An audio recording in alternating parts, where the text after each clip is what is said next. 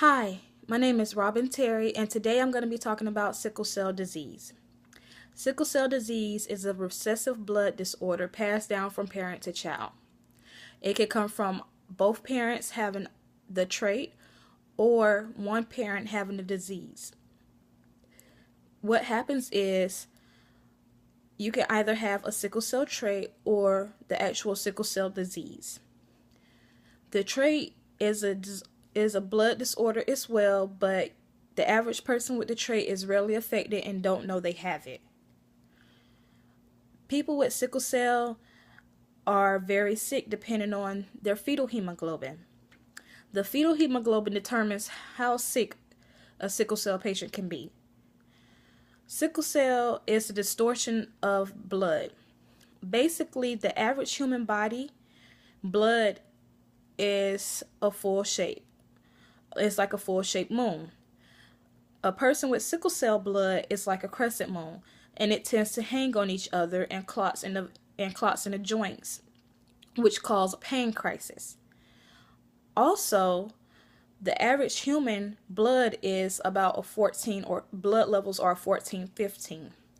The average person with sickle cell blood levels is an 8 or a 9, but depending on how sick they are, their blood levels can drop to below 6, which would cause them to have blood transfusions.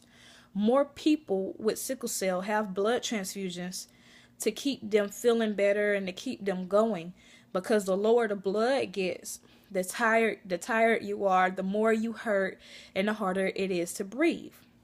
Sickle cell blood does not carry oxygen as well, because we have half a blood cell, we have half amount of oxygen in the body.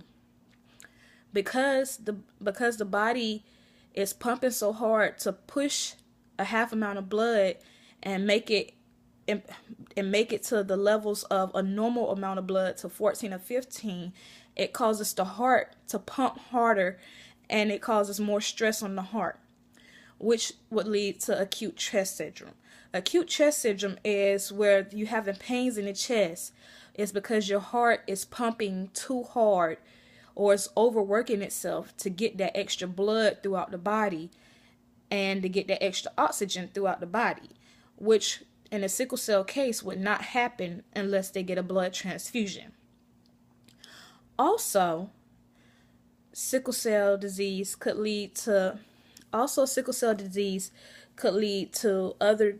things, as far as being triggers from being too hot or too cold. If you go somewhere where it's too hot, it could lead to you having bad respiratory issues because you can't breathe. As I said, sickle cell blood does not carry oxygen well. Also, which is the same, where by me having sickle cell, I could get stuck by a mosquito with malaria, and it would kill the mosquito but would not harm me, because my body doesn't carry the oxygen that malaria needs to survive. So if that mosquito sucks in my blood and mixing it with the malaria blood that's already in its body, my blood is going to take over because it doesn't carry oxygen to survive. And malaria needs that oxygen. Versus a regular person getting stuck with malaria.